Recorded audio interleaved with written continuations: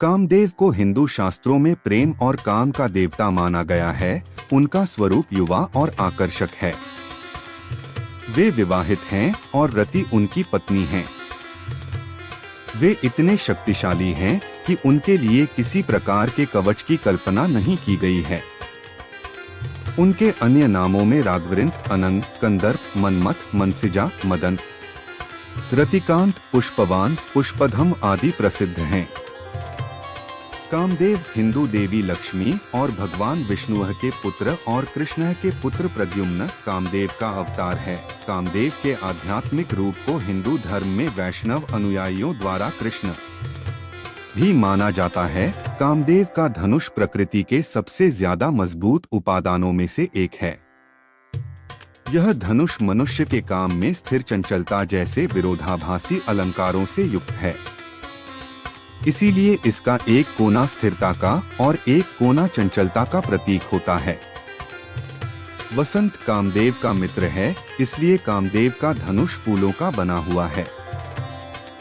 इस धनुष की कमान स्वर विहीन होती है, यानी कामदेव जब कमान से तीर छोड़ते हैं तो उसकी आवाज नहीं होती। इसका मतलब यह अर्थ भी समझा जाता है कि काम में शालीनता जरूरी है।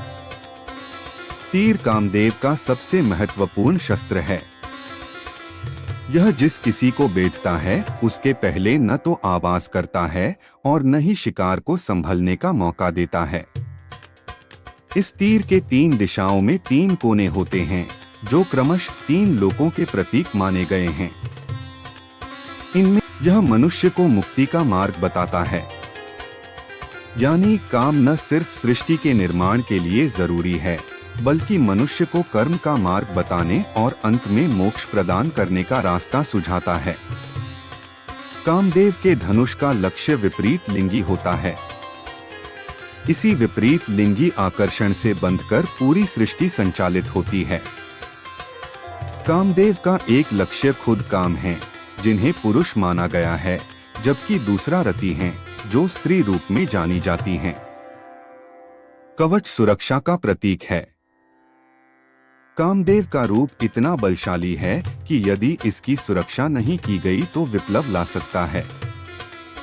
इसीलिए यह कवच कामदेव की सुरक्षा से निबद्ध है, यानी सुरक्षित काम प्राकृतिक व्यवहार के लिए आवश्यक माना गया है, ताकि सामाजिक बुराइयों और भयंकर बीमारियों को दूर रखा जा सके।